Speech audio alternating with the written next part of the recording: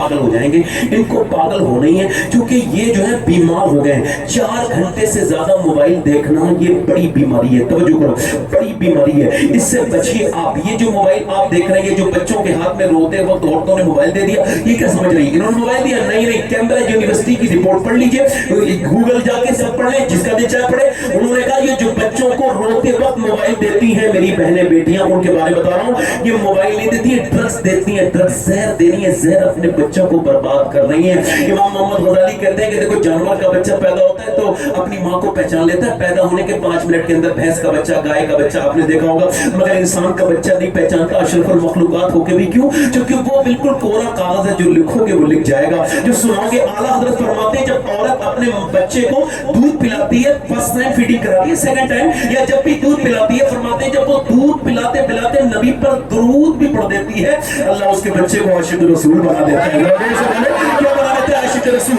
अब जरा गौर करो, जो गाना सुना रही है मेरी बेटियों, ये अच्छा मुझे मेरी तरफ तवज्जो करो, मैं आपसे कह रहा हूँ, ये जो बच्चे बर्बादी की तरफ जा रहे हैं, ये माओ की वजह से जा रहे हैं। इन्होंने उन बच्चों का जो है वो, अब वो एक इंसान का बच्चा है, उसे ही अपनी माँ, अभी कुछ दिनों पहले कर्नाटक में बच्चा पागल हो गया, वीडियो उसकी मिल जाएगी, आप चाहे तो देख ले। वो पागल होके डॉक्टर के केबिन में कह रहा है मेरी माँ, उसे कहते तेरी माँ कहाँ है? वो कह रहा है मेरी माँ पबजी के अंदर है, इस पबजी के अंदर है, फ्री फायर के अंदर मेरी माँ रहती है। उसकी माँ कह रही है मैं तेरी माँ हूँ, वो रो के कह रही है मेरे लाल मैं तेरी माँ का नहीं, तू मेरी माँ नहीं है, तूने तो मुझे बर्बाद करके मोबाइल दिया। मेरी माँ तो इसी के अंदर है जो मेरे साथ 24 घंटे रहती है, जब जब गेम खेलता हूँ उसके अंदर आती है। अब बाप भी रो रहा है, अब डॉक्टर भी रो रहे हैं, क्यों बर्बाद कर रहे हो अपने बच्चों को?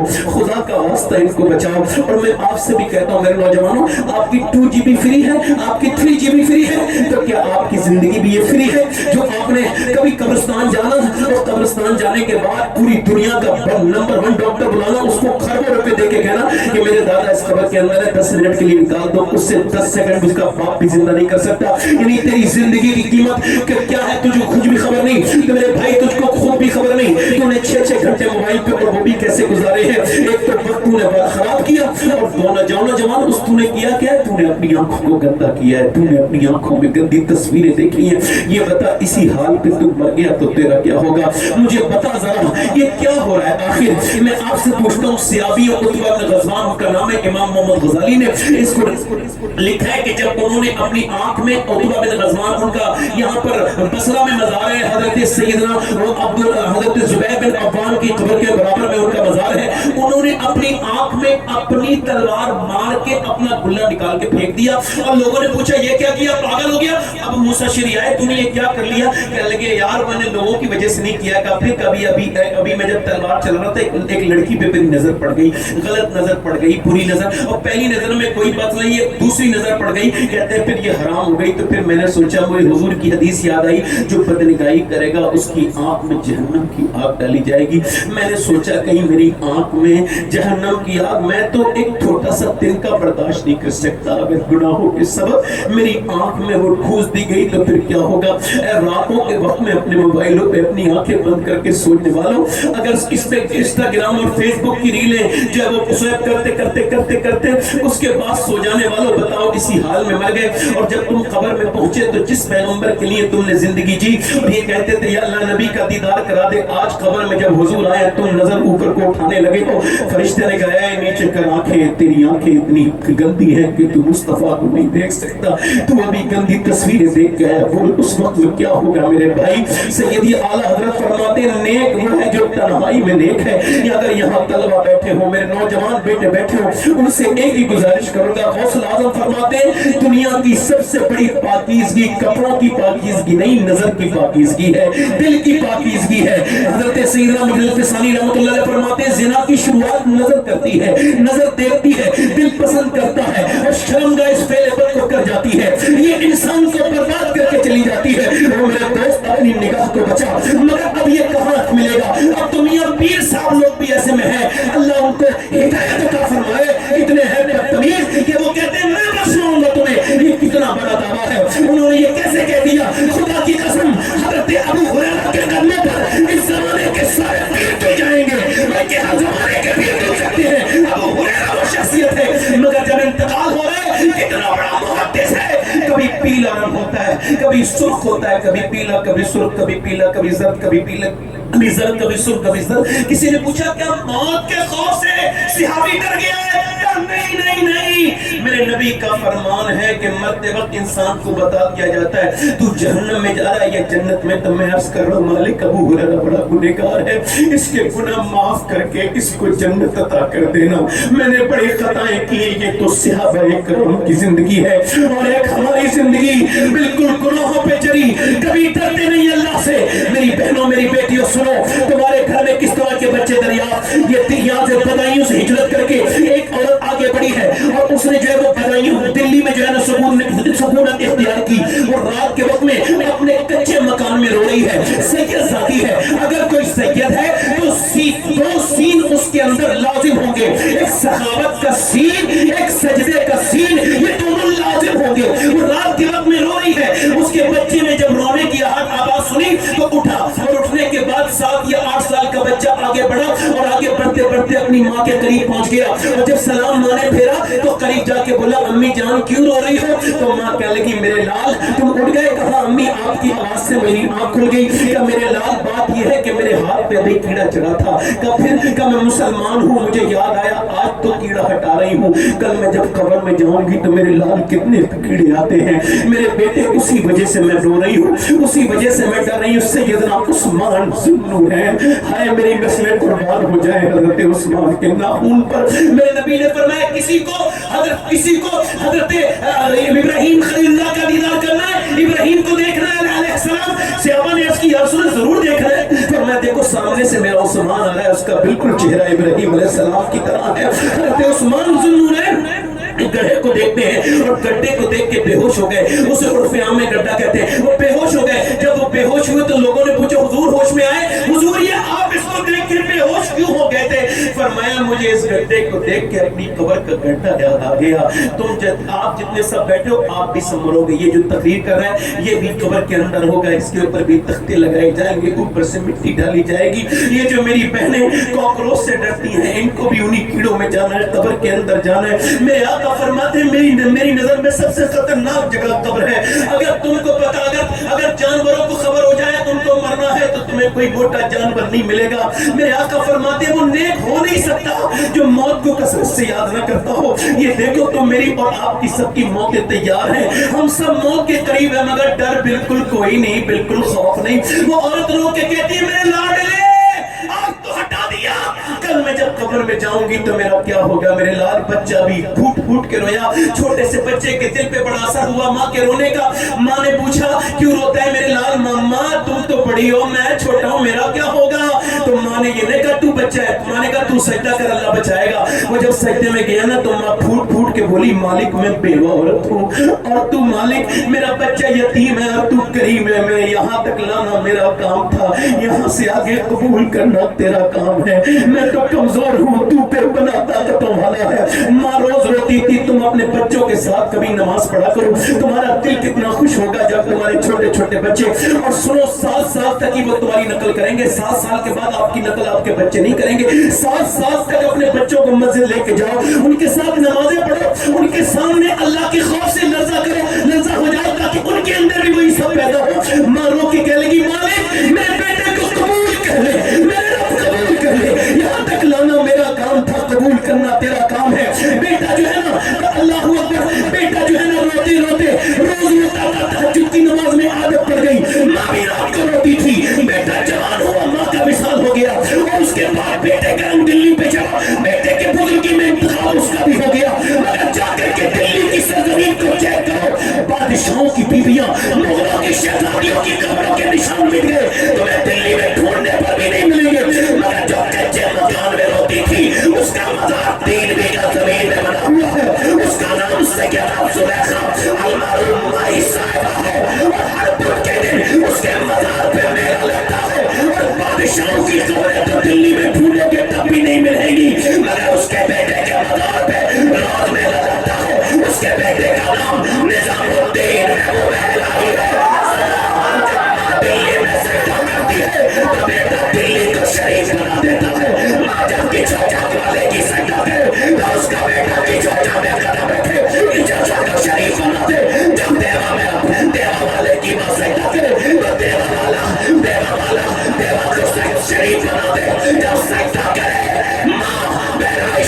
کے سید سلام مسعود غازی کی تو پھر اس کا بیٹا پیدائش کا شریف بنا دے. اور سنو جب اجمیر والے کی ماں سجدہ کرے تو اس کے اللہ اس کے اجمیر کو اجمیر شریف بنا دے.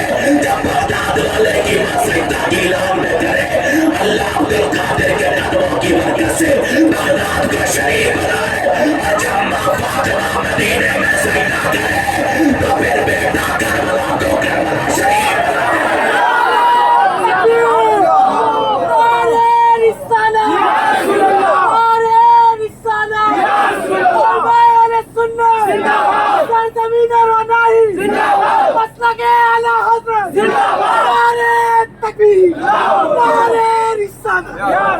بولو مسکرا کے بولو.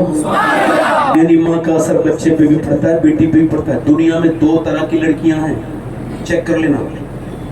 مسلمانوں میں دو ہی قسم کی لڑکیاں, تیسری کوئی قسم نہیں ہے میری اپنی تجربے میں. ایک تو وہ لڑکی پردہ کرے گی نہیں چاہے کسی کے ہاتھ میں چلے گی, اس نے پھر فیشن کا کپڑے پہننے. اس کو جو وہ بمبئی کی بے غیرت لڑکیوں نے جو کپڑے دکھا دیے, یہ آستین کھلی ہوئی, یہ سب حالانکہ علماء تشریف رکھتے ہیں. کتنا الگ ہے نماز میں ڈیفرنٹ عورت کی اور مرد کی.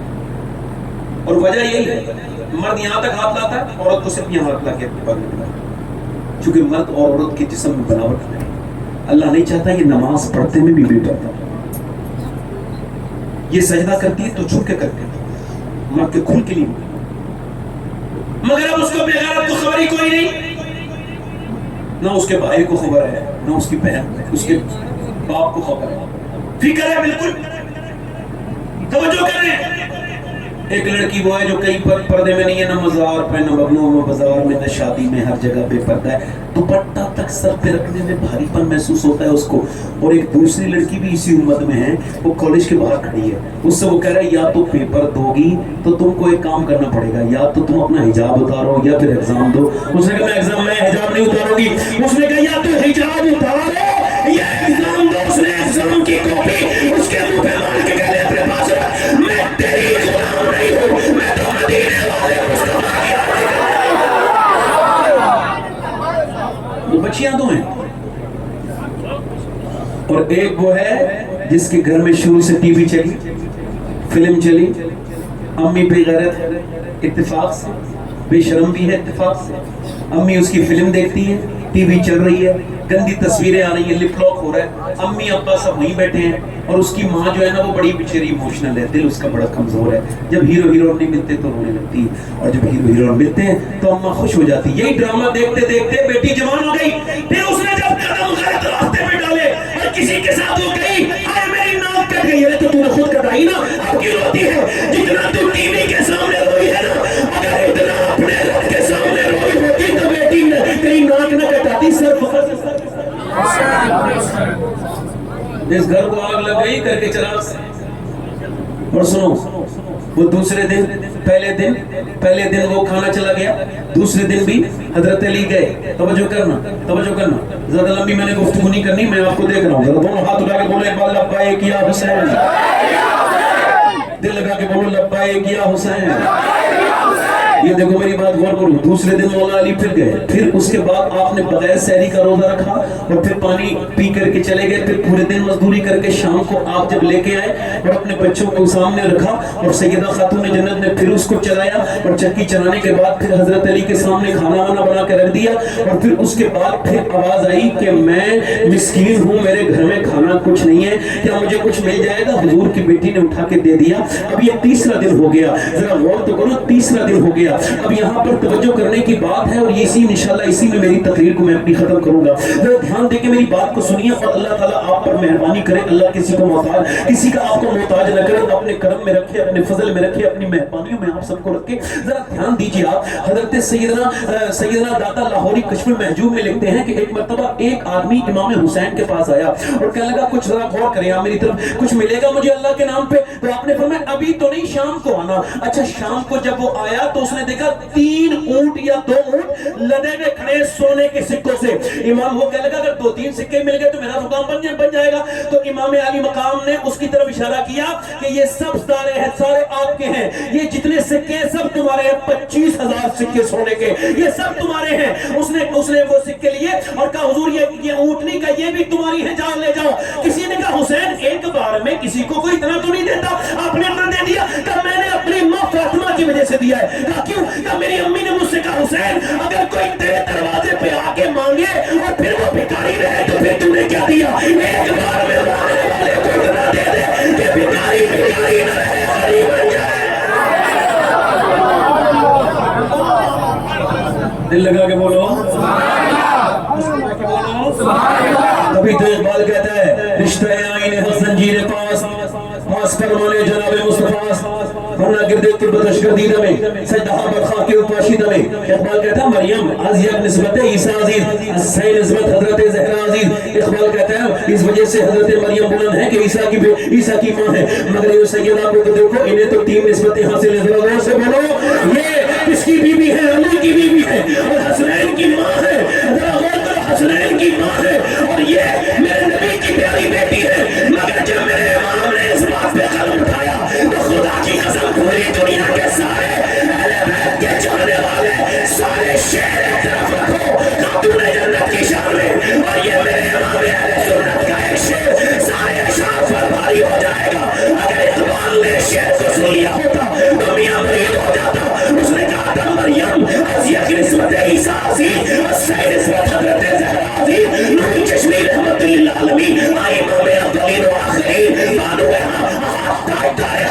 مگر میرا امام جب بات کرتا ہے اقبال کہتا ہے اس وجہ سے بلند ہے فاطمہ کی زہرا کہ حسن کی ماں ہے, حسین کی ماں ہے, علی کی بیوی ہے, نبی کی بیٹی ہے. مگر میرا امام بات کرتا ہے تو اس کا بات کرنے کا الگ انداز ہے. اس نے کہا نور بنت ہے, نور ذات ہے, نور ہم ہے, نور نور مطلق کی کنیز اللہ لہنا نور کا فاطمہ ہے جو نور کی بیٹی ہے, نور کی ماں ہے, نور کی بیوی ہے.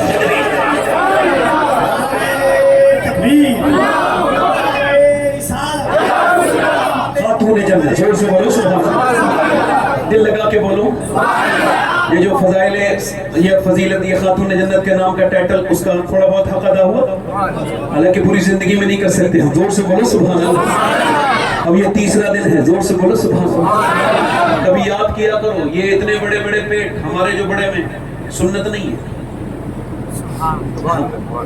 اتنا کھاتے ہیں ہم لوگ نہیں, یہ گوشت اتنا سنت نہیں جتنا ہم لوگ کھاتے ہیں. کچھ لوگوں نے اپنا جگاڑ لگانے کے لیے بات کہہ دی.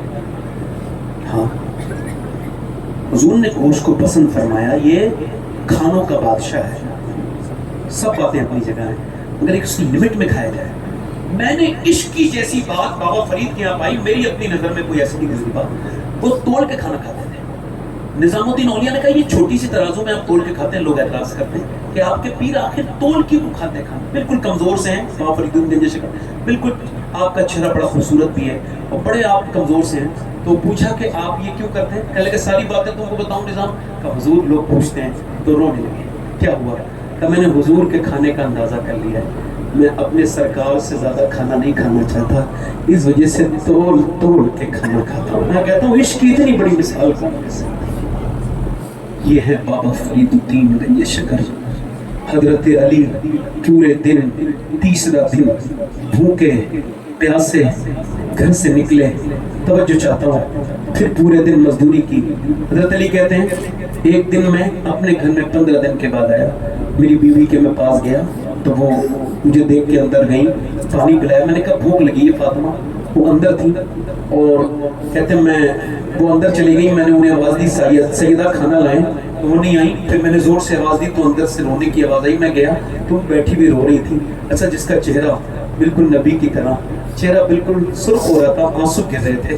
اچھا سنو, میں امی عائشہ صدیقہ کی قدموں پر قربان جاؤں, اگر وہ نہ ہوتی تو ہمیں کون بتاتا فاطمہ کیسی ہے؟ کوئی راوی تھوڑی بتاتا، وہ تھوڑی روایت کرتا، وہ تو خاتون جنت کو سیدہ عائشہ نے بتایا ہے۔ انہوں راویہ اس پہ قربان جاؤں کہ انہوں نے کہا اور کیا سبحان اللہ، کہتی کسی کی آنکھیں، کسی کے ہونٹ، کسی کا چلنا، کسی کا بولنا، جب کوئی مسکرائے تو بالکل حضور کی طرح لگے، جب کوئی اٹھے تو بالکل حضور کی طرح لگے، وہ کوئی اور نہیں بلکہ حضور